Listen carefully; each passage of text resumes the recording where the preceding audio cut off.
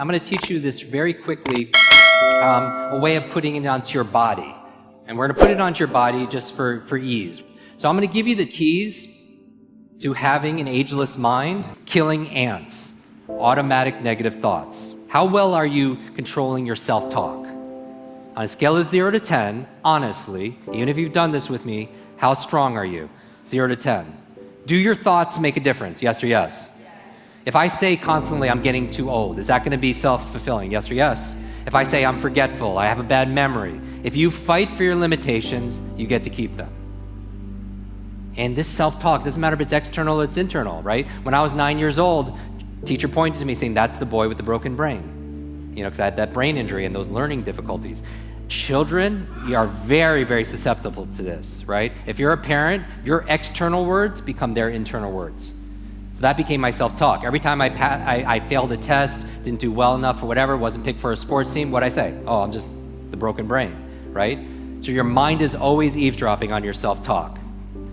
The number one function of your brain is to control your movement, right? That's why we know there's not just a brain-body connection, but a body-brain connection, that using your body in different ways stimulates neurogenesis, it stimulates neuroplasticity, it stimulates brain-derived nootropic factors, which is the fertilizer for making new connections. So you have to move, but we live in a very sedentary life, right? I was reading this book talking about barefoot kids and how we're taking away seesaws and swings and all these things. We're overprotecting them, and then we're keeping them in a very sterile environment. They're not moving as much, right? They're always on their devices and they're not getting the brain growth, right? And it's leading to learning challenges and so on. But how much are you moving every single day? They say sitting is the new smoking, right? You do not want to sit 8 hours a day and just study.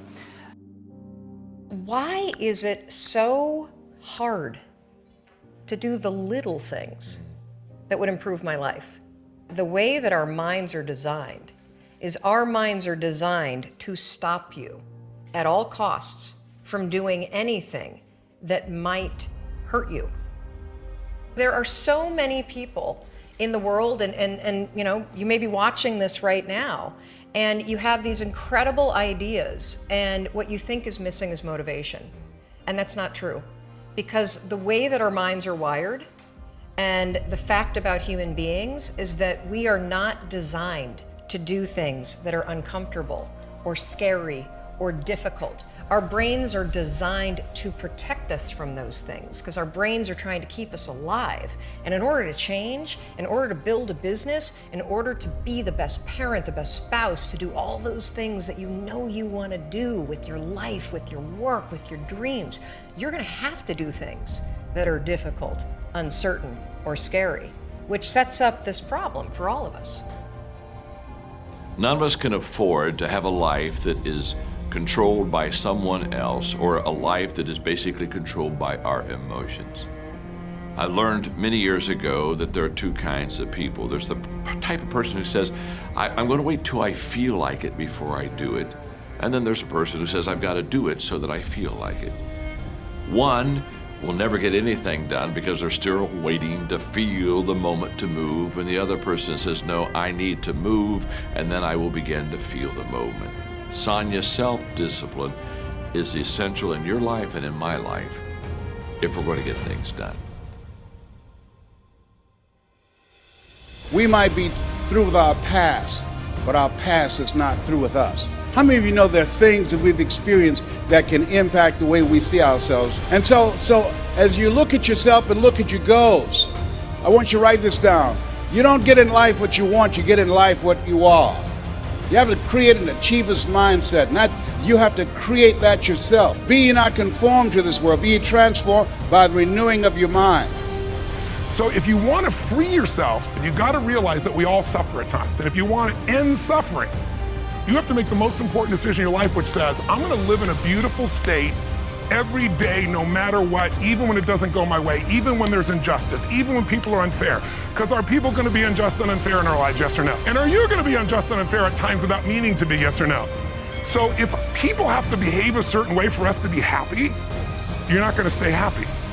For everybody to be able to face who they are, I want to have that kind of impact where you can go on TV, you can put your life on a billboard, You're not ashamed of who the f you are. You're not ashamed of what life made you, what you helped life make you. All that bad that's now in this big pot that's stirring, you're no longer ashamed of it. You realize we're all f***ed up. Stop judging yourself against other f***ed up people who have hidden it better than you. That's all they've done.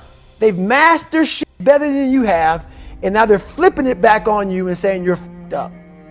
I want you to realize that this world, life, is one big head game. And once you learn to play the motherfucking head game, it's no longer a game anymore at all. You can start living your life.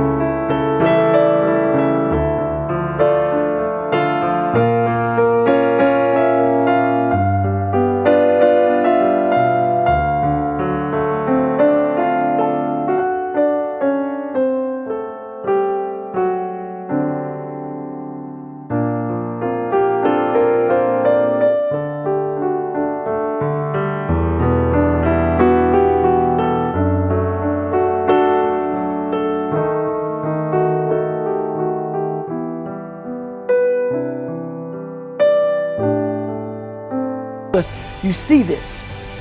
And now you're in heaven, you made it to heaven, but you're like, God, Doug, I was supposed to live that life. I was supposed to live that life. And then you find out that the reason why, because we all think that if we pray on it, if we do this, if we do that, whatever, if we don't work, we just, whatever, it's going to magically happen for us. No, I believe that when I'm all said and done with, my whole job is to outwork the chart.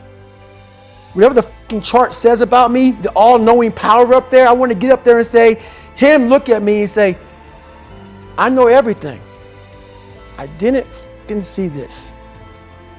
I want to feel that. I want to get to the other end of this fucking world, and however I'm being judged, whoever's judging me, to look at me and say, I did not fucking know. I had you at 185, I had you at this, but all this other shit I was riding as you were living it. I want to find more. All I can. And in that fucking sack of shit, you have to dive in that to find more.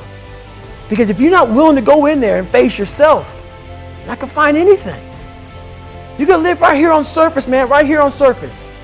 So if there is an ending to this world and there is somewhere to go and there's a judgment, you're gonna get there and you might see a chart.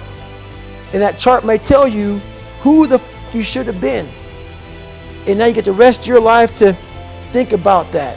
Man, I could have lived a much better life if I just would have just suffered a little bit more.